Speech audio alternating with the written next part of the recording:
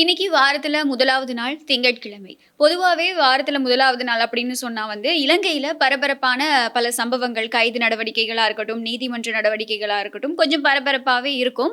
ஆனா இன்னைக்கு வழமைக்கு மாறா கொஞ்சம் பொதுவான விஷயங்கள் பரபரப்பா மாறியிருக்கு அப்படின்னு தான் சொல்லணும். என்ன சொல்றது? கைது நடவடிக்கைகள், வழக்கு வழக்கு நடவடிக்கைகள் இது எல்லாத்தையுமே தாண்டி பரவலா பேசப்படக்கூடிய பொதுவான பல விஷயங்கள் பத்தி தான் இன்னைக்கு நாங்க அரசியல் களத்திலயா இருக்கட்டும், அத தாண்டி எங்களுடைய சமூகத்துல நடந்துகிட்டு இருக்கக்கூடிய பல பிரச்சனைகள் தொடர்பா பேசுறதுக்கு இன்னைக்கு நிகழ்ச்சியில நாங்க தயாரா இருக்கோம். இந்த நிகழ்ச்சி இன்னைக்கு நல்லா இருக்க போகுது அப்படின்னு சொல்லி நான் எதிர்பார்க்கிறேன். யாழ் நகரின் அருகாமையில் party hall, AC, non-AC rooms, பாரம்பரிய உணவுகளுடன் ஜெய் ரெஸ்டின், number 82, 3rd Cross Street, Jaffna. முதலாவதா எதை பத்தி நம்ம பேசுறதுக்கு தயாரா இருக்கோம் அப்படின்னு சொன்னா, இந்த போதைப் பொருள் நாட்டுல ஒரு பெரிய பிரச்சனையா மாறி இருக்கு. எல்லாருக்கும் ஒரு என்ன சொல்றது, ஒரு தலைவலியா மாறி இருக்கு அப்படின்னு சொல்லலாம் பல பேருக்கு.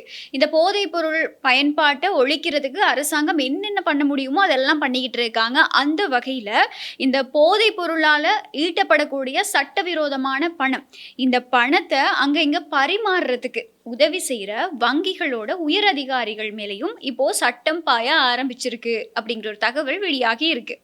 இதை பத்தி இன்னைக்கு நிகழ்ச்சியில நம்ம பேசலாம். அதே போல முக்கியமான ஒரு விஷயத்தை எடுத்துக்கொண்டோம்னா, அரசியல் சார்பாக எடுத்துக்கொண்ட எதிர்க்கட்சி தலைவர் சஜித் பிரேமதாஸ் ஆம்புலன்ஸ் வண்டி ஒன்று வந்திருக்கு. அந்த ஆம்புலன்ஸ் வண்டி தனக்கு தேவையில்லை, தான் ஆம்புலன்ஸ் வண்டியோட போயிட்டு அரசியல் மேடைகளை பேசுற ஒரு ஆள் இல்லை அப்படின்னு சொல்லி ஒரு விஷயத்த சொல்லியிருக்காரு. அதை பற்றியும் நாம விரிவாக பார்க்கலாம். ஆமா, அதே மாதிரி இன்னைக்கு நாள்ல இன்னொரு பெரிய பேசு பொருளா மாறி இருந்த சம்பவம் தான் இந்த பதுளை போதனா வைத்தியசாலையில ஒரு வைத்தியர் நேற்றைய நாள்ல காணாமல் போய் இன்னைக்கு ஒரு சடலமா மீட்கப்பட்டிருந்தாரு. பின்னணியில என்ன நடந்திருக்கும் அப்படிங்கிற ஒரு பல கேள்வி மக்கள் மத்தியில இருக்கும். அதுல நடந்திருக்கக்கூடிய விசாரணைகள் தொடர்பாகவும் தகவல்களை பகிர்ந்துக்கிறதுக்கு நாங்க தயாரா இருக்கோம். அது மட்டும் இல்லாம இந்த மெட்ரோ பஸ் இருக்கு இல்லையா, என்னடா இது மறுபடியும் பிரைவேட் பஸ் மாதிரி மாற ஆரம்பிச்சிருச்சா அப்படின்னு சொல்லி ஒரு சின்ன விமர்சனம் வர ஆரம்பிச்சிருக்கு. இதை பத்தியும் நம்ம பேசுறதுக்கு தயாரா இருக்கோம்.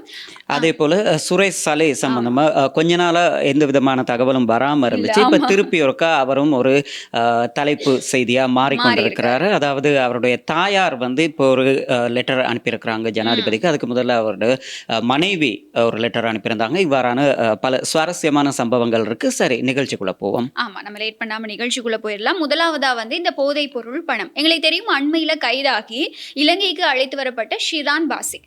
இவர் இந்த போதைப் பொருளை வித்து அதை சட்டவிரோத பணம் மூலமா ஒரு ராஜ்யத்தையே தனியா நடத்திக்கிட்டு வந்திருக்காரு அப்படிங்கிற ஒரு தகவல் எங்களுக்கு வெளியாக அப்படின்னா என்ன சொல்றது, ரொம்பவே ஷாக்கிங்கான பல தகவல்கள் அப்படின்னு தான் சொல்லலாம். இப்போ சாதாரணமா நாங்க போய் சாப்பிட்ற ஒரு ஹோட்டல், அதை தாண்டி சாதாரணமா ஒரு அடுக்குமாடி குடியிருப்பு, நாங்க போய் நகை வாங்குற ஒரு கடை கூட இவர் அந்த போதைப் பொருளால ஈட்டின இது சட்டவிரோத பணத்தினால கிடைச்சிருக்கு அப்படிங்கிறது தான் ஒவ்வொரு தகவலா. அதாவது அண்மை காலமா இவர் கொண்டு வரப்பட்டதுக்கு பிறகு 90 நாள் சிறையில் தடுப்பு காவலில் வச்சிருக்கிறாங்க. நீங்க இதை பத்தி முன்னே சொல்லியிருந்தீங்க. இதுக்கு முதல்ல நாங்க ப்ரோக்ராம்ல கூட பேசியிருந்தோம். அதாவது 2 நாள்ல இவ்வளவு விஷயம் வந்திருந்தாக்க 90 நாள்ல இவ்வளவு விஷயம் வரும் அப்படின்னு சொல்லியிருந்தீங்க.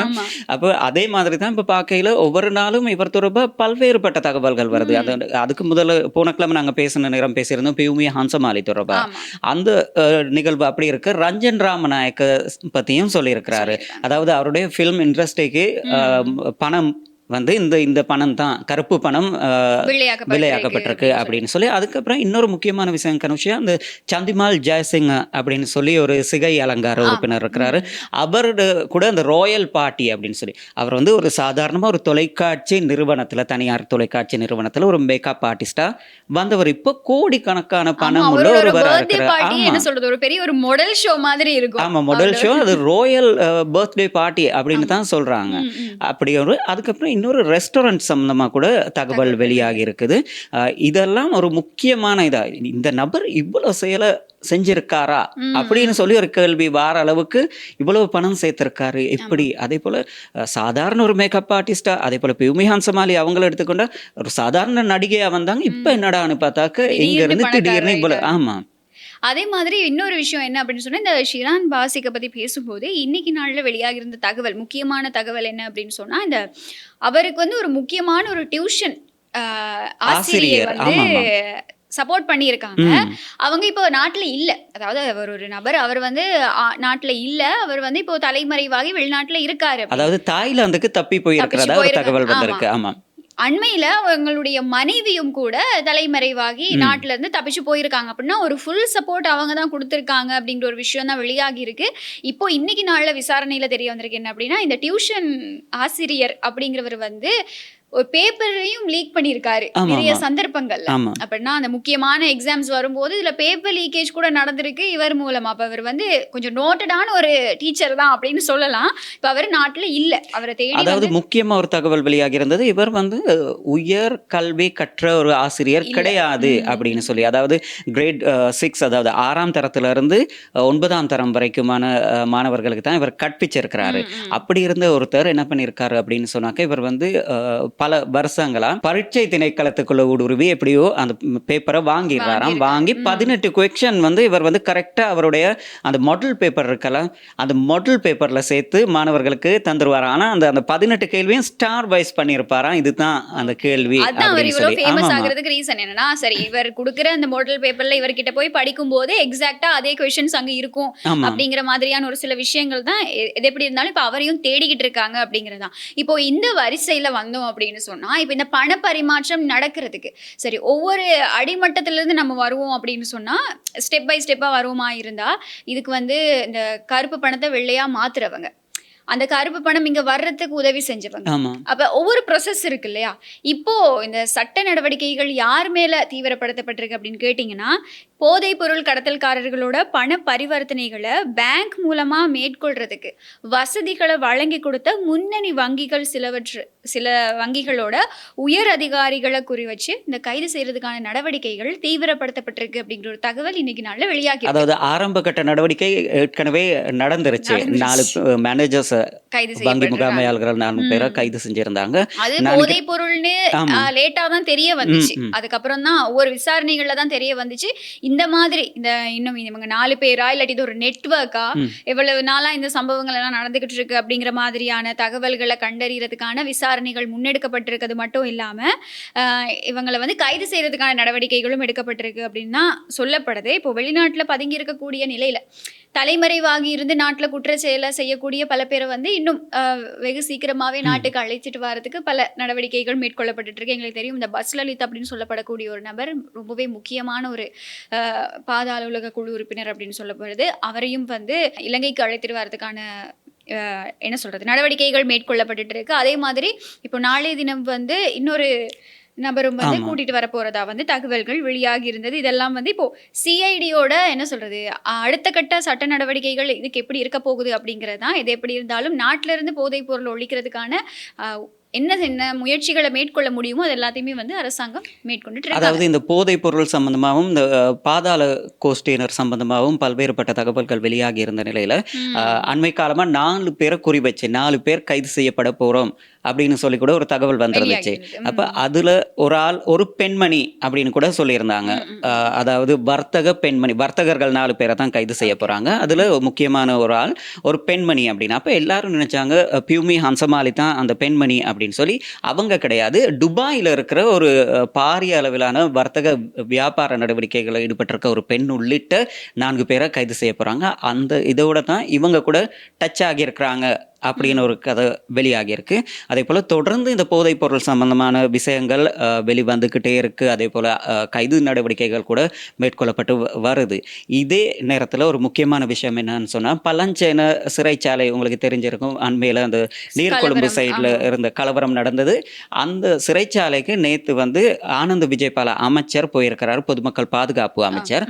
அமைச்சர் போன நேரம் அங்கே இருக்க சிறை கைதிகளோட அவர் வந்து சுமூகமாக பேசியிருக்கிறாரு, சாதாரணமாக பேசியிருக்காரு. பேசியிருக்கிற நேரம் சிறை கைதிகள் என்ன சொல்லியிருக்காங்கன்னா, கனுஷியா முக்கியமாக என்ன விஷயம் அப்படின்னா 20, 22, 23 வயசு இந்த மாதிரியான வயசை கொண்டவங்க தான் நிறைய சிறைச்சாலையில் அடைக்கப்பட்டிருக்கிறாங்களாம். அப்போ இது தொடர்பாக அவர் சும்மா பேசியிருக்காரு. பேசின நேரம் அவங்க சொல்லியிருக்கிறாங்க, நாங்கள் வந்து எந்த விதமான குத்தமும் செய்யலை.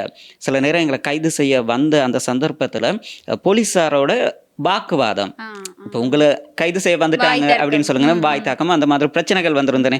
அந்த கோவத்துக்கு இவங்க என்ன செய்றாங்கன்னா, இந்த 54ங்கிற அந்த அதிகார சட்டத்துக்கு அடிப்படையில இவங்கள வந்து எம்சில வழக்கு போட்டுறாங்க. போதைப் பொருள் சம்பந்தமா போலீசார் கையில இருக்க போதைப் பொருளை வச்சு வழக்கு தாக்கல் செய்றாங்க, போலியான வழக்கு.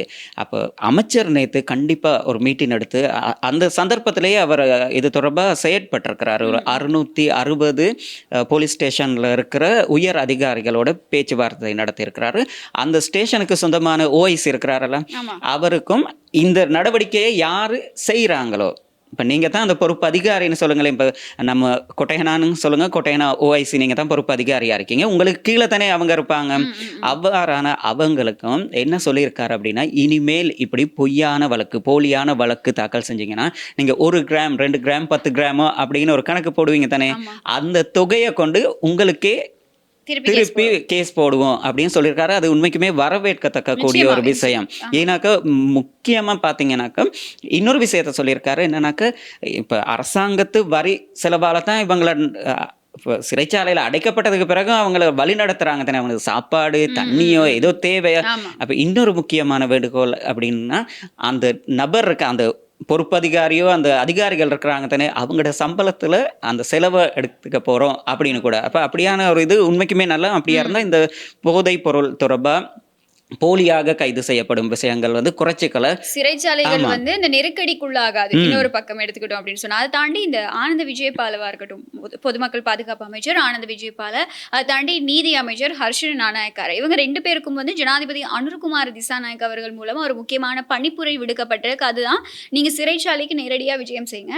விஜயம் செஞ்சு அங்க இருக்கக்கூடிய சிறை கைதிகளோட, இப்ப நீங்க இந்த பிரச்சனைக்கு அப்புறம் சிறைச்சாலை அதிகாரிகளோட நீங்க கதைக்கிறீங்க, அவங்க கிட்ட இருக்க பிரச்சனை எல்லாம் சொல்றாங்க, நீங்க போய் சிறை கைதிகளோட உங்களுடைய பேச்சுவார்த்தைகளை நடத்துங்க, அவங்க கூட பேசுங்க, அவங்க என்ன சொல்றாங்க, அவங்களுக்கு என்னென்ன குறைபாடுகள் இருக்கு அப்படிங்கிறது வந்து நீங்க கேட்டு அறிஞ்சுக்கோங்க அப்படிங்கிறது வந்து ஜனாதிபதி மூலமாவே வழங்கப்பட்ட ஒரு அறிவுறுத்தல் அப்படின்னு சொல்லப்படுது.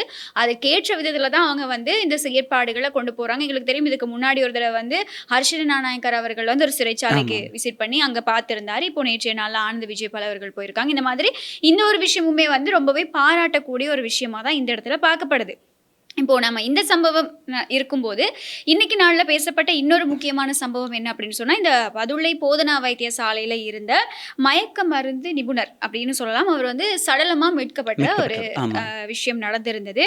இதுக்கு இந்த மரணத்துக்கான என்ன காரணமா இருக்கலாம் அப்படிங்கிற தொடர்பா இப்போ வரைக்கும் தீவிரமான விசாரணைகள், அதாவது நாங்க இந்த நிகழ்ச்சியை பதிவு செய்யக்கூடிய இந்த டைம் வரைக்குமே வந்து உறுதிப்படுத்தப்பட்ட காரணங்கள் எதுவுமே வெளியாகல, விசாரணைகள் தான் நடந்துகிட்டு இருக்கு. என்ன நடக்குதுன்னா, நேற்றைய நாள் காலையில வந்து இவர் ஹாஸ்பிட்டலுக்கு போறாரு. அங்க அவருடைய ஒர்க் எல்லாம் முடிச்சிட்டு வந்து காலையில இருந்தே அவரை காணல, மர்மமான முறையில காணாமல் போயிட்டாரு அப்படின்னு சொல்லியிருந்தாங்க. தெரியாத மாதிரி அவர் காணாம போயிருக்காரு. போனதுக்கு அப்புறமா வந்து மறுபடியும் நேற்றைய நாள்லயே வந்து அந்த ஹாஸ்பிட்டல்ல இருந்த ஒரு சில வைத்தியர்கள் மூலமா இவருக்கு வந்து தொடர்புகள் மேற்கொள்ளப்படுது. அதாவது அவசர தேவைகள் இருந்திருக்கலாம், அவங்க கால் பண்றாங்க, எந்த ரெஸ்பான்ஸும் இல்லை அப்படின்னு சொல்றாங்க. அதுக்கப்புறம் தான் இவங்க தேடவே ஆரம்பிச்சிருக்காங்க, என்னாச்சு ஏதாச்சு அப்படின்னு தேட ஆரம்பிக்கும் போது கார் வந்து முதலாவதா கண்டுபிடிக்கப்படுது. இந்த மருத்துவரோட போலீஸ் ஊடக பேச்சாளர் உதவி போலீஸ் அத்தியட்சகர் எஃப்யூ உட்லர் சொல்லியிருக்கக்கூடிய கருத்துக்களோட அடிப்படையில் இந்த இவருடைய பெயர், இந்த காணாமல் போன அப்படின்னா இப்போ சடலமாக மீட்கப்பட்டிருக்கக்கூடிய இந்த வைத்தியரோட பெயர் வந்து பிரபாத் தயாரத்ன. இவர் பயன்படுத்தின கார் பதுளை மகியங்கனை வீதியோட 17ஆம் மைல்கல் பகுதியில் முதலாவதாக கண்டுபிடிக்கப்படுது. அந்த இடத்துக்கு பக்கத்தில் ஒரு அடர்ந்த காடு இருந்திருக்கு. அங்கே வந்து நேற்று இவர் காணாமல் போயிருக்காரு. நேற்றே கார் முதலாவதாக கண்டுபிடிக்கப்படுது. அப்போ காடு இருந்தது நைட்ல காட்டுக்குள்ள தேடுறது அப்படிங்கிறது கொஞ்சம் கஷ்டமான வேலை. அப்படிங்கிறதுனால நேற்றைய நாள் தேடாம, அப்படின்னா காட்டுக்குள்ள போய் தேடாம, இன்னைக்குதான் இந்த அந்த காட்டு பகுதியில் தேடுதல் நடவடிக்கை நடந்திருக்கு. அங்கே வச்சுதான் இவர் வந்து ஒரு பாறைக்கு பக்கத்தில் சடலமாக மீட்கப்பட்டிருக்காரு. அதாவது இந்த மோப்ப நாய்களோட உதவியோட விசேட அதிரடிப்படையினர் இந்த மாதிரி ஒரு குழுவினரால் தான் இந்த தேடுதல் நடவடிக்கை மேற்கொள்ளப்பட்டிருந்தது. இப்போ வரைக்குமே இவருடைய மரணத்துக்கான துல்லியமான காரணம் என்ன அப்படிங்கிறது வந்து உறுதிப்படுத்தப்படலை. இவர் சடலமாக மீட்கப்பட்ட அந்த இடத்துக்கு பக்கத்தில் வந்து ஒரு சில மாத்திரைகள் இருந்ததா கண்டுபிடிக்கப்பட்டிருக்கதா சொல்லியிருந்தாங்க. அதாவது அவர் அந்த மாத்திரைகளை உட்கொண்டு தன்னோட உயிரை வந்து தவறான முடிவெடுத்து உயிரை மாய்த்துக்கிட்டு இருக்காரா அப்படிங்கிறது வந்து இன்ன வரைக்குமே உறுதிப்படுத்தப்படலை. அப்படிதான் வந்து சந்தேகம் வெளியிட்டிருக்காங்க, போலீஸார் சந்தேகம் வெளியிட்டிருக்காங்க. ஆனால் அது இன்னுமே உறுதிப்படுத்தப்படலை. இவர் தொடர்பா அவரோட சக ஊழியர்களும் வந்து கருத்து தெரிவிச்சிருக்காங்க. இவரோட வேலை செஞ்சது எப்படி இருக்கும் அப்படிங்கிற மாதிரி கருத்துக்களை தெரிவிக்கும் போது அவருடைய சக ஊழியர் ஒருத்தர் சொல்லியிருக்காரு என்ன அப்படின்னா, இவர் வந்து கொழும்பு பல்கலைக்கழகத்துல மருத்துவ பீடத்துல 1998ஆம் ஆண்டுல இருந்து 1999ஆம் ஆண்டு காலப்பகுதியில அந்த பயிற்சியை பெற்றவர், கல்வி பயின்றவர் அப்படின்னும், அவர் வந்து 3 ஆண்டுகளுக்கு முதலே வந்து மதுரை வைத்தியசாலையில், அதே வைத்தியசாலையில வேலை செஞ்சுக்கிட்டு இருந்திருக்காரு. அதுக்கப்புறம் அவருக்கு ஒரு டிரான்ஸ்ஃபர் கிடைச்சிருக்கு. அந்த டிரான்ஸ்ஃபர் கிடைச்சி போனதுக்கு அப்புறமா திருப்பி இப்போ அங்க வந்து வேலை செஞ்சுட்டு இருக்காரு. மறுபடியும் அங்க ஜாயின் ஆகி ஒரு 1 இயர் தான் ஆகுது. அதுக்குள்ளதான் இந்த மாதிரியான ஒரு விஷயம் நடந்திருக்கு அப்படின்னு சொல்லியிருக்காங்க. அது வந்து ஒரு என்ன சொல்றது, அவர் வந்து நோயாளிகளோட நலனுக்காகவும் அர்ப்பணிப்புக்காகவும் பணியாற்றுன்னு ரொம்பவே ஒரு கருணையுள்ள ஒரு வைத்தியர் அப்படின்னு சொல்லப்படுறது மட்டும் இல்லாம இன்னொரு விஷயமும் சொல்லப்படுது. என்ன அப்படின்னா, அவர் வந்து கொஞ்ச நாளா இந்த மனநோயால பாதிக்கப்பட்டு இருந்தாரு அப்படின்னு சொல்றாங்க. ஒவ்வொருத்தருக்கும் ஒவ்வொரு பிரச்சனை இருக்கு. ஒவ்வொருத்தர் சில நேரம் பண சிக்கலா இருக்கலாம், தனிப்பட்ட பிரச்சனைகளா இருக்கலாம், ஒவ்வொரு சிக்கல்கள் இருக்கலாம். இப்ப என்ன பிரச்சனை அப்படின்னா, இந்த மன அழுத்தம் காரணமா இளைஞர்கள், அதே போல் நல்ல கல்வி கற்ற நல்ல அறிவுள்ளவங்க கூட தப்பான முடிவுக்கு போயிடுறாங்க. இதுக்கு முதல்ல கூட நாங்கள் கண்டிருக்கிறோம். உயர் அதிகாரிகள் கூட தற்கொலை, அதே போல் ஒவ்வொரு பிரச்சனைகளுக்கு முகம் கொடுக்க முடியாம தன் உயிரை மாற்றி கொண்ட விஷயங்களை நாங்கள் கண்டிருக்கிறோம். அப்போ ஏன் அப்படி நடக்குது அப்படின்னா, ஒரு வழியில பார்த்தாக்க சிலர் இப்போ இளைஞர்கள் எடுத்துக்கொண்டாக்க இளைஞர்கள் வந்து இந்த போதைப் பொருள் பாவனையால தப்பான முடிவுக்கு போறாங்க. ஆனால் இவர் ஒரு நல்லா படிச்ச ஒரு வைத்தியர், இப்படி ஒரு தப்பான முடிவுக்கு போயிருப்பாரா? அதே போல பல ஊடகங்கள்ல கேள்வி எழுப்பப்பட்டிருந்தது, இது மரணமா, அப்படி இல்லாட்டி இவரே தன்னை மாற்றி கொண்டாரா, அப்படி இல்லாட்டி இவர் கொல்லப்பட்டிருக்கிறாரா அப்படிங்கிற ஒரு சந்தேகம் கூட ஒரு பக்கம் இருக்கு கனுஷியா. இப்பதான் விசாரணை ஆரம்பிச்சிருக்கிறாங்க. சில நேரம் போஸ்ட்மார்ட்டம் ரிப்போர்ட்ல சில நேரம் மருந்து உட்கொண்டு இவரே உயிரை மாற்றிக்கிட்டாரா, அந்த மாதிரி விஷயங்கள் இனிதான் வெளி வரலாம். ஆமா, அதாவது இவருடைய பிறப்பிடம் வந்து கினிகாத்தேனை அப்படின்னு சொல்லப்படுது. அதை தாண்டி இவர் கொழும்பு நாலந்தா கல்லூரியில தான் கல்வி பயின்ற ஒருத்தர் அப்படின்னும் சொல்லப்படுது. கல்வி பயின்ற ஒரு நல்ல மாணவர் அப்படிங்கிறதும் சொல்றாங்க. இதை தாண்டி இவர் வந்து இந்த கொஞ்ச நாளா இந்த மனநோய்க்காக நம்ம வந்து சொன்ன மாதிரி மருந்து எடுத்துக்கிட்டு இருந்திருக்காரு அப்படிங்கிறத இப்போ இதை பார்க்குற நாங்களும் கூட உங்களுக்கு சொல்லிக்க விரும்புகிற ஒரே ஒரு விஷயம் என்ன அப்படின்னு சொன்னா, என்ன வேணா பிரச்சனை இருக்கலாம், பண கஷ்டம் இருக்கலாம், வாழ்க்கையில பிரச்சனைகள் இருக்கலாம், குடும்ப பிரச்சனைகள் என்னவா வேணா இருக்கலாம். இது எல்லாத்துக்கும் என்ன சொல்யூஷன் அப்படின்னு கேட்கும்போது, இதுக்கு எங்களுடைய உயிரை நாங்கள் மாற்றிக்கிறது தான் வந்து ஒரு தீர்வாக இருக்குமான்னு கேட்டால் நிச்சயமாக கிடையாது. அதை ஃபேஸ் பண்ணக்கூடிய அளவுக்கு தைரியம் இல்லைனாலுமே கூட இப்போ இந்த மாதிரி ஒரு முடிவு எடுக்க வேண்டாம் அப்படிங்கிறது, அதுக்கான நிறைய விஷயங்கள் இருக்கு. யாரு கூட சரி பேசலாம், உங்களுக்கு தெரிஞ்ச இல்லாட்டி உங்களுக்கு அதிகமாக யாரு உங்களுக்கு மிச்சமே நல்லா உங்களோட பழகுறாங்களோ நம்பக்கூடியவங்க இருப்பாங்க, அந்த மாதிரி அவங்களோட உங்களோட பிரச்சனையை சொல்லலாம். சொல்லி அதுக்கான தீர்வு, அப்படி இல்லாட்டி உண்மைக்குமே இப்போ அந்த பிரச்சனைக்கு முகம் கொடுக்க முடியாத ஒரு சமூகம் தான் உருவாகிட்டு வருதோ அப்படிங்கிற ஒரு கேள்வி கூட இருக்கு. ஏன்னா இந்த என்ன சொல்றது, தற்கொலைகளோட வீதம் அதிகரிச்சுக்கிட்டே போகுது அப்படிங்கிறதுனால இந்த மாதிரியான சிக்கல்களும் எழுப்பப்பட்டு இருக்கு அப்படிங்கிறது தான். இப்படி இருக்கும்போது இப்போ சஜித் பிரேமதாசவும் அவரை பத்தி ஒரு சில விஷயங்கள் சொல்லியிருக்காரு இல்லையா. நேற்றைய நாள்ல வந்து அனுராதபுரத்துல வந்து ஒரு மீட்டிங் நடக்குது. இப்போ எங்களுடைய நாட்டுல இந்த மாதிரி சமூக பிரச்சனைகள் இருக்கு, அங்கங்க வந்து பல பேர் உயிரிழந்துகிட்டு இருக்காங்க. இதெல்லாம் வந்து எங்களுடைய அரசியல் தலைமைகளுக்கு பிரச்சனை கிடையாது அப்படிங்கிறது தான். இப்போ சஜித் பிரேமதாச நேற்று வந்து ஒரு அனுராதபுரத்தில் நடந்த ஒரு மக்கள் சந்திப்பு நடந்துக்கிட்டு இருக்கு. அந்த இடத்துல வந்து ஒரு ஆம்புலன்ஸ் வந்து நிற்கிது. இந்த ஆம்புலன்ஸுக்கு வந்து சஜித் பிரேமதாச சொல்றாரு, அவர் பேசிக்கிட்டு இருக்கும்போது அந்த ஆம்புலன்ஸை பார்க்குறாரு, ஸ்டேஜ்ல இருந்தே பார்த்துடுறாரு. பார்த்துட்டு அவர் சொல்றாரு என்னன்னா, யார் பின்னாடி இருக்கவங்க கிட்ட கேட்குறாரு. இந்த வீடியோவை நாங்கள் இதில் அட்டாச் பண்ணுறோம். என்னன்னா அவர் கேட்குறாரு, இந்த ஆம்புலன்ஸை வந்து யார் இங்கே எடுத்துகிட்டு வர சொன்னது அப்படின்னு சொல்லி கேட்குறாரு. அப்போ கொஞ்சம் என்ன சொல்றது, ஒரு மாதிரியான ஒரு டோன்ல அப்படிதான் கேட்குறாரு. அப்போ அங்கே இருந்தவங்க சொல்றாங்க, இல்லை வந்திருக்கு. அப்போ அவர் உடனே வந்து இல்லை ஆம்புலன்ஸ் வந்து மறுபடியும் ஹாஸ்பிட்டலுக்கே எடுத்துகிட்டு போக சொல்லுங்க அப்படிங்கிற ஒரு வீடியோ. මෙතන ඒ මොනවද යන්නේ කියන්නේ මෙතන අවශ්‍ය නැහැ කරුණාකර ඉස්පිරිතාලෙට යන්න කියන්නේ ඉස්පිරිතාලෙට යන්න කියන කරුණාකර කවුරු හරි ලෙඩෙක් නැහැ මොනවද දෙන්නේ සමාවෙන්න මේ ඇම්බියුලන්ස් එකක් ඇවිල්ලා තියෙනවා මන් දන්නේ මොකද කියලා මොකද මං යන රැස්වීම වලට ඇම්බියුලන්ස් උස්සන් යන නායකෙක් නෙමෙයි මම කරුණාකර යන්න ඉස්පිරිතාලෙට මොකද්ද මේ මකුළු ගස් වල රෝහල නේද එහෙමද යන්න මෙතන ඉන්න එපා. இப்போ இவர் இதுல அது இவர் அரசியலப்படுத்திக் கொள்ற மாதிரி ஒரு முயற்சி. அந்த ஆம்புலன்ஸ் அனுப்புறது மட்டும் இல்ல, இவர் சொல்ற ஒரு என்ன சொல்றது, ஒரு சில விஷயங்கள் நான் ஒன்றும் வந்து அந்த அளவுக்கு இன்னும் வீக்கான பர்சன் கிடையாது ஆமா. அப்படின்னு சொல்லி இப்ப அதாவது நான் போற இடத்துக்கு ஆம்புலன்ஸ் ambulance வண்டியை வர எடுத்துக்கிட்டு போக வேண்டிய கூடிய அந்த அரசியல்வாதி அளவுக்கு ஒரு கிடையாது நான். வீக்கான ஆமா. அரசியல்வாதி நான் இல்ல அப்படி.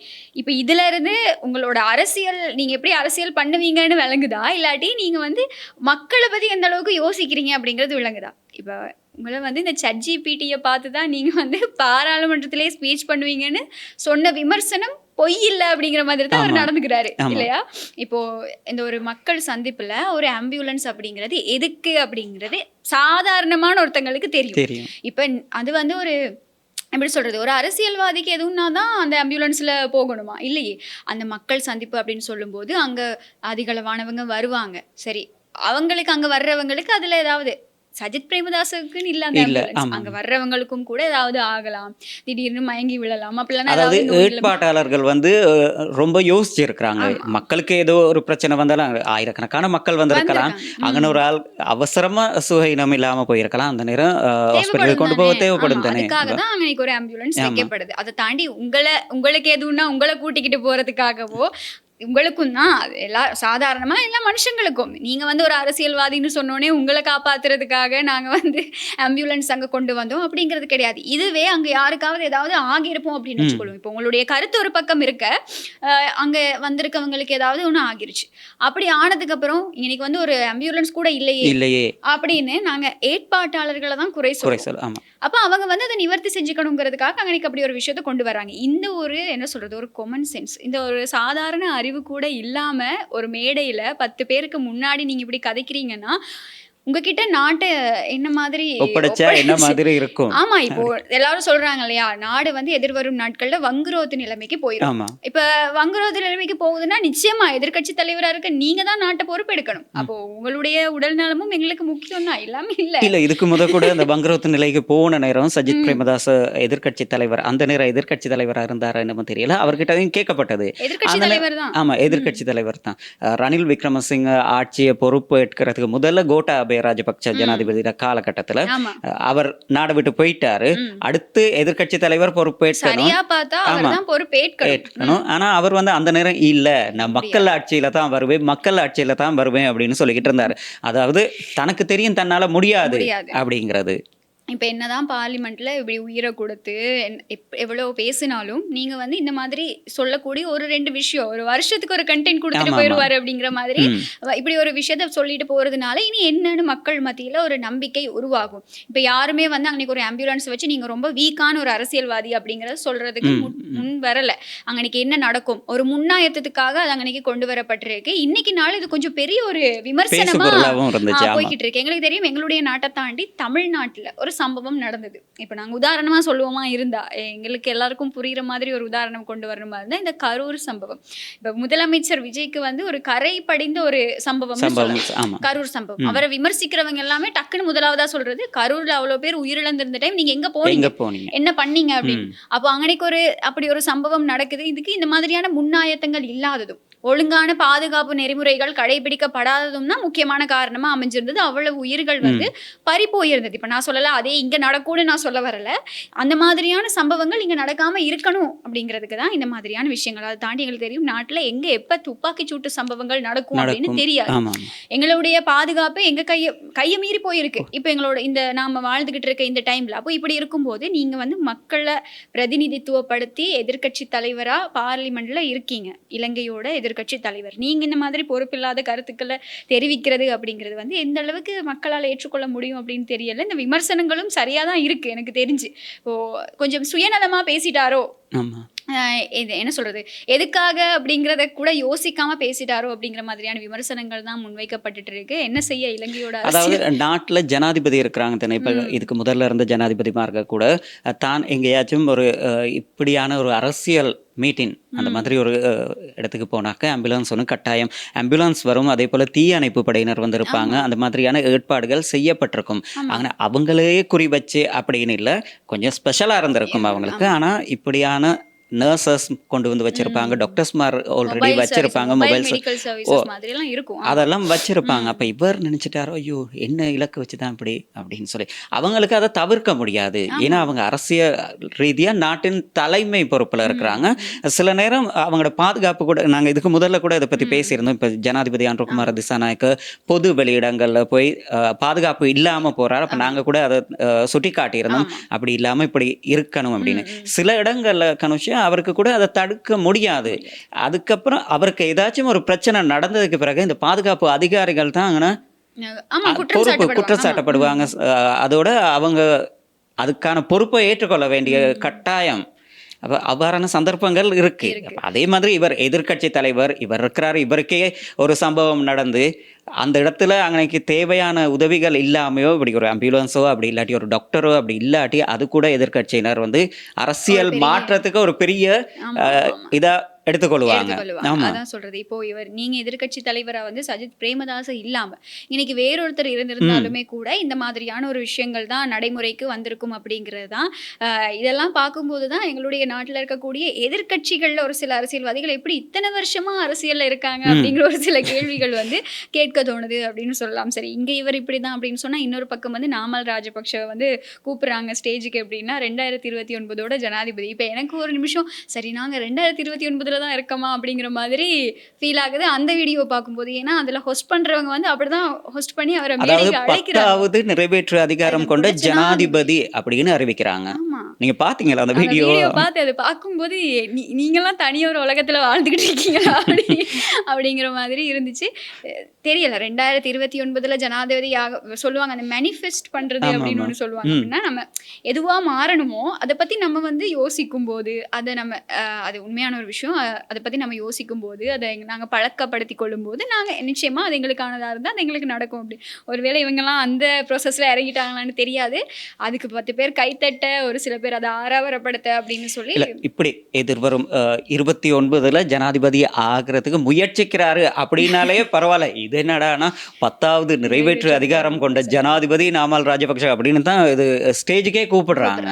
அவரும் குளியாப்பிட்டியில நடந்த ஒரு என்ன சொல்றது மக்கள் சந்திப்பு நினைக்கிறேன். அங்க அவரை வெல்கம் பண்ணும்போது அப்படிதான் வெல்கம் பண்றாங்க. இப்படிதான் எங்களோட நாட்டோட அரசியல் எதிர்க்கட்சி தரப்பினர் இருக்காங்க அப்படின்னு சொல்லலாம். ஸோ இப்படி இருக்கும்போது இன்னொரு விஷயம், இந்த மெட்ரோ பஸ் விஷயம் கொஞ்சம் என்ன சொல்றது, அதுவும் ஒரு பிரச்சனையாவே போய்கிட்டு இருக்கு. பிரச்சனை எல்லாம் ஒரு சில விமர்சனங்கள் முன்வைக்கப்பட்டு வருது. என்ன அப்படின்னா, அந்த இலங்கை போக்குவரத்தோட ஒரு புதிய அத்தியாயம், ஒரு புதிய சாப்டர் அப்படின்னு சொல்லலாம் இந்த மெட்ரோ பஸ் திட்டம் அப்படிங்கிறது. இதனால பயனடையக்கூடியவங்க ஏராளமானவங்க. முக்கியமா இந்த காலையிலே வேலைக்கு போய் இந்த 9 to 5 ஜாப் செய்யறவங்க இருக்காங்களே, அவங்களுக்கு ஒரு ரொம்ப யூஸ்ஃபுல்லா மாறி இருக்கு இந்த மெட்ரோ பஸ் செயல் திட்டம் அப்படின்னு சொல்லலாம். ஏன்னா அந்த டைமுக்கு பஸ் வரும்போது அப்படிதான் சொன்னாங்க, இந்த பஸ் கொண்டு வரும்போது அப்படிதான் சொன்னாங்க.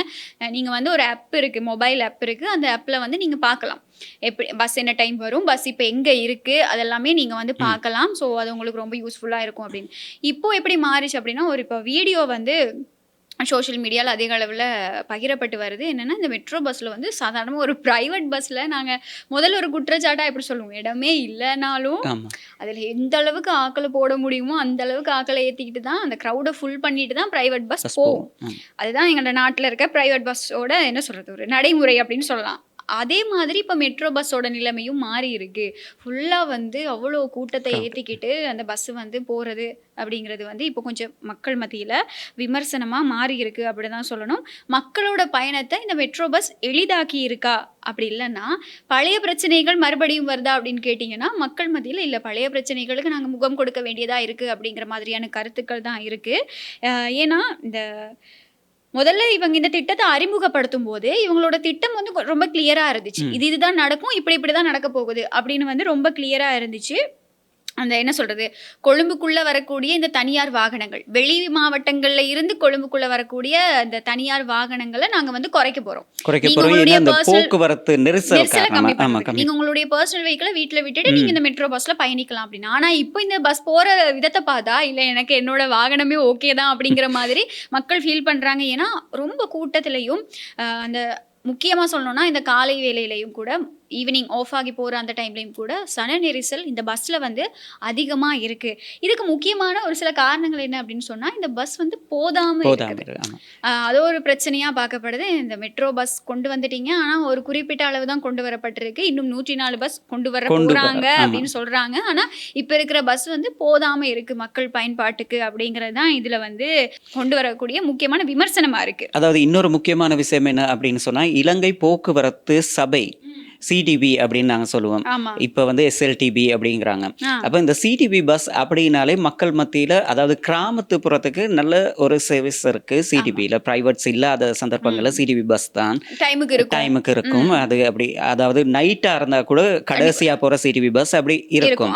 ஆனால் இந்த நகர்ப்புறங்களை அப்படி எடுத்துக்கொண்ட கனுஷியா, முக்கியமாக இந்த சிடிபி பஸ்ஸை வந்து மெயின்டைன் கூட பண்ண மாட்டாங்க. நம்ம கொழும்புக்குள்ளே பார்த்தோமே ஆனாலும் இப்போ கொஞ்சம் நல்லா இருந்தாலும் கூட, முக்கியமாக சிடிபி பஸ் அப்படின்னாக்க வெறுப்பை தான் கொண்டு வரும். நம்ம கூட முக்கியமான நேரங்களில் சிடிபி பஸ் தானே அப்படின்னு கைவிடுற சந்தர்ப்பம், அந்த பஸ்ஸில் ஏறாமல் வர சந்தர்ப்பம் கூட இருக்கு. அப்போ இந்த மெட்ரோ பஸ் கூட சிடிபிக்கு கீழே தான் இருக்கு. இதுவும் அந்த நார்மலான சிடிபியாக மாறிடாமல் இப்போவே இதுக்கான ஏற்பாடுகளை, அதாவது ஆரம்பத்தில் இவங்க எப்படி இதை வழி நடத்துவோம் அப்படின்னு சொல்லி கொண்டு வந்தாங்களோ, அதே மாதிரி மெயின்டைன் பண்ண தொடங்கினாக்க அந்த சர்வீஸ் நல்லா பெட்டராக இருக்கும் அப்படிங்கிறது தான் மக்களோட எதிர்பார்ப்பு. இதுவும் சும்மா சாதாரண சிடிபி பஸ்ஸாக போயிட்டாக்க அந்த சிடிபி பஸ் 5 வருஷம் ஓடும். அதுக்கப்புறம் டிப்போவில் கொண்டு எங்க சரி பார்க் பண்ணி விட்டுருவாங்க, அவ்வளவு தான், பார்க்க மாட்டாங்க. இப்போ ப்ரைவேட் பஸ்களை நம்ம எடுத்துக்கிட்டா என்னன்னா, அவனுக்கு அதுதான் வருமானமே. அப்போ அந்த பஸ் வந்து 5 வருஷம் இல்லை 10 வருஷம் இல்லை வந்து அதை மெயின்டைன் பண்ணுவாங்க. அந்த பிரச்சனை ஒன்று இருக்கு. இதில் வந்து இப்போ இந்த மெட்ரோ பஸ்ஸை பயன்படுத்துகிறவங்க சொல்லக்கூடிய முக்கியமான விஷயங்களில் வந்து இந்த ஆப் இருக்கு இல்லையா, இந்த ஆப்பில் காட்டுற நேரமும் உண்மையாகவே பஸ் அந்த இடத்துக்கு வர்ற நேரத்துக்கும் இடையில வந்து நிறைய வேறுபாடுகள் இருக்குது. அப்படின்னா சொன்ன டைமுக்கு வர்றதில்லை அப்படிங்கிறது தான். அதை தாண்டி இந்த லைவ் ட்ராக்கிங்கில் பார்க்க முடியுமா இருந்தாலும் பஸ் லேட்டாக வருது அப்படின்னு சொல்லும்போது அன்னைக்கு வந்து கொஞ்சம் டிசப்பாயின்மெண்ட்ஸ் இருக்கும் தானே. இப்போவே அது அந்த சொன்ன மாதிரி செய்ய இயலாமல் இருக்கும். கடைசியா என்ன விஷயம் அப்படின்னா, எங்களோட ரோட் என்ன மாதிரி, டிராஃபிக் என்ன மாதிரின்னு எங்களுக்கு தெரியும்ல. அப்போ சாதாரணமாக பஸ் சர்வீஸ் ஒன்று ஸ்டார்ட் பண்ணி இன்றைக்கே அந்த டைமுக்கு வந்து நிற்கணும் அப்படின்னு சொன்னால் அது கஷ்டமான விஷயம். இப்போ நம்ம ட்ரெயின் எடுத்துக்கிட்டால் ட்ரெயின் வந்து அந்த சரியான டைமுக்கு வந்துடும். அப்படி இல்லாட்டி அவங்க அனௌன்ஸ் பண்ணி சொல்லிடுவாங்க, இந்த ட்ரெயின் 10 நிமிஷம் 20 மினிட்ஸ் அப்படி லேட் ஆகிரும் அப்படின்னலாம் சொல்லிடுவாங்க. அப்போ எங்களுக்கு தெரியும். இந்த இடத்துல அப்படி சொல்ல வழி இல்லை. ஏன்னா எங்களோட நாட்டில் எங்களுடைய ரோட் என்ன மாதிரி அப்படிங்கறது எங்களுக்கு நல்லா தெரியும். அரசாங்கம் சொன்ன விஷயங்கள் அதுதானே. அப்போ அதை வந்து இவங்க கன்சிடர் பண்ணியிருக்கணும் அப்படிங்கிறது தான். மற்றது வந்து முக்கியமா ஒரு பஸ் லேன் இருக்கு இல்லையா, இப்போ சாதாரணமாக ப்ரைவேட் பஸ்ஸுக்கு கவர்மெண்ட் பஸ்ஸுக்குன்னு ஒரு பஸ் லேன் இருக்கு. அந்த மாதிரி இந்த மெட்ரோ பஸ்ஸுக்கும் தனியாக ஒரு பஸ் லேன் அப்படின்னு ஒரு திட்டத்தை கொண்டு வருவாங்களா இருந்தால் மேபி இது சக்ஸஸ்ஃபுல்லாக மாறலாமோ என்னவோ. அதை தாண்டி எங்களுக்கு தெரியும். ஏன்னா இந்த பஸ் வந்து என்னதான் மெட்ரோ பஸ்ன்னு சொன்னாலும், என்னதான் இது வந்து டிஜிட்டலைசேஷன் பண்ணதா இருந்தாலும் அதே கலர் லைட்டில் நிற்க தான் போகுது. அன்னைக்கு ஏதாவது ஒரு ரொம்ப டிராஃபிக் ஜாமா இருந்தா அங்கனைக்கும் நிக்க தான் போகுது. என்னதான் மெட்ரோ பஸ்ஸா இருந்தாலும் அதை தாண்டி வேற ரோட்ல போக முடியாது. புரிஞ்சுக்கணும், அந்த விஷயத்தை புரிஞ்சுக்கணும். ஏன்னா நம்ம இன்னுமே அதே அந்த எங்கட வீதிகள் அப்படிதான் இருக்கு. இப்போ ஆனா வெளிநாடுகள்ல இந்த திட்டம் கொண்டு வரப்படும் போது அங்கெல்லாம் வந்து தனியா இதுக்கான ஒரு பஸ் லேன் அப்படி இருக்கும். அதே மாதிரி ஒரு விஷயத்தை இங்க கொண்டு வருவாங்களா இருந்தா இதுக்கான நிஜமான யூஸ்ஃபுல்லா வந்து மக்கள் அந்த பயனை அடைஞ்சிக்க முடியும் அப்படிங்கறதா இன்னைக்கு விஷயம். ஆனா இதை தாண்டி இந்த மெட்ரோ பஸ் திட்டத்துல வந்து ஒரு சில சிக்கல் நிலைமை இருக்கு அப்படிங்கிறது தான் மக்கள் மத்தியில பொதுவாக எழுந்திருக்கக்கூடிய விமர்சனமா இருக்கு. மறுபடியும் இந்த பழைய பிரைவேட் பஸ் மாதிரி மாறாம இருந்தா சரி. ஏன்னா அதுதான் அவங்களுக்கும் வேணும். இந்த பிரைவேட் பஸ்ல இருக்கக்கூடிய உரிமையாளர்கள் அங்க இருக்கக்கூடியவங்களுக்கும் அதுதான் வேணும். இந்த மெட்ரோ பஸ் திட்டம் எப்படியாவது ஸ்பாயில் ஆகணும் அப்படிங்கிறதுக்காக தான் அவங்க வெயிட் பண்ணிக்கிட்டு இருக்காங்க. அவங்க அடிக்கடி சொல்லுவார் இல்லையா, கமுனு விஜயரத்னம் அவர் சொல்லுவாரு, இந்த இங்க இருக்கவங்களுக்கு எதுக்கு மெட்ரோ பஸ் அப்படின்னு கேட்பாரு. ஸோ அதே மாதிரி இல்லாம மக்களுக்கு சரியான ஒரு சேவையை வழங்கணும், அதுதான் அரசாங்கத்தோட நோக்கமும் கூட. ஆனா அதை நடைமுறைப்படுத்தும் போது இருக்கக்கூடிய சிக்கல்களை நிவர்த்தி செய்யறதுக்கும் ஒரு சரியான ஒரு திட்டம் இருக்கணும் அப்படிங்கிறது தான் எங்களுடைய ஒரே ஒரு கோரிக்கையாகவும் இருக்கு. என்னதான் மெட்ரோ பஸ் இவ்வளோ சன நெரிசலாக இருந்தாலும், இவ்வளோ என்ன சொல்கிறது நடைமுறை சிக்கல்கள் இருந்தாலும் இன்னும் மக்கள் சன நெரிசலோடு சரி அதில் போகிறாங்க.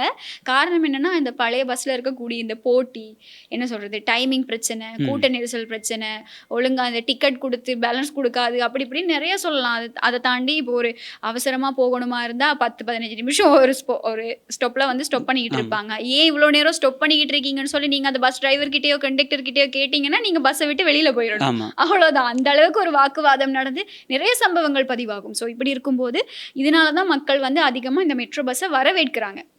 அப்போ அரசாங்கம் அதுக்கேற்ற செயல் திட்டங்களை கொண்டு வரணும் அப்படிங்கிறதையும் நாங்கள் ஞாபகப்படுத்திக்கிறோம். அதே போல் இன்னொரு முக்கியமான விஷயம் தான், எங்களோட நாட்டு மக்கள் வந்து ஒரு விஷயத்தை எடுத்துக்கிட்டாக்கா அந்த விஷயத்தை இப்போ மெட்ரோ பஸ்ன்னு சொல்லுங்களேன், மெட்ரோ பஸ்க்குள்ளே அதுக்கான அந்த ஆசனங்கள் இருக்குது தானே, அந்த ஆசன அடிப்படையில் போகிறது அப்படியெல்லாம் இல்லை, ஓவர்லோடு ஏற்றுறது, அது கூட எங்களோட மக்களோட மத்தியிலையும் பிரச்சனைகள் இருக்குது. மக்கள் வந்து ஒரு சில நீங்கள் கண்டிருப்பீங்க அந்த பஸ்ஸை உபயோகிக்கிற விதம் தப்பாக இருக்குது. அந்த மாதிரி இது கூட மக்களும் தெரிஞ்சுக்கொள்ளணும். இது ஆமாம் எங்களோட அரசாங்க சொத்தை அப்படி இல்லாட்டி பொதுமக்கள் பாவனைக்காக இருக்க ஒரு சொத்து, அதை நம்ம எப்படி பாதுகாத்து கொள்ளணும் அப்படிங்கிற ஒரு விழிப்புணர்வு கூட மக்கள் மத்தியில் வரணும்.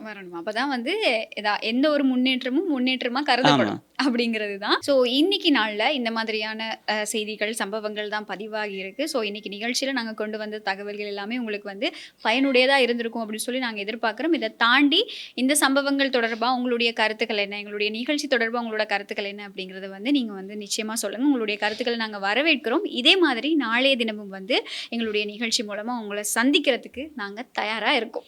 நாளைய தினமும் பல்வேறுபட்ட சுவாரஸ்யமான தகவல்களோடு சந்திக்கும் வரை இன்றைய தினம் விடைபெற்று செல்கின்றோம். வணக்கம். யாழ் நகரின் அருகாமையில் party hall, AC, non-AC rooms, பாரம்பரிய உணவுகளுடன் ஜெய் ரெஸ்டின், number 82, 3rd Cross Street, Jaffna.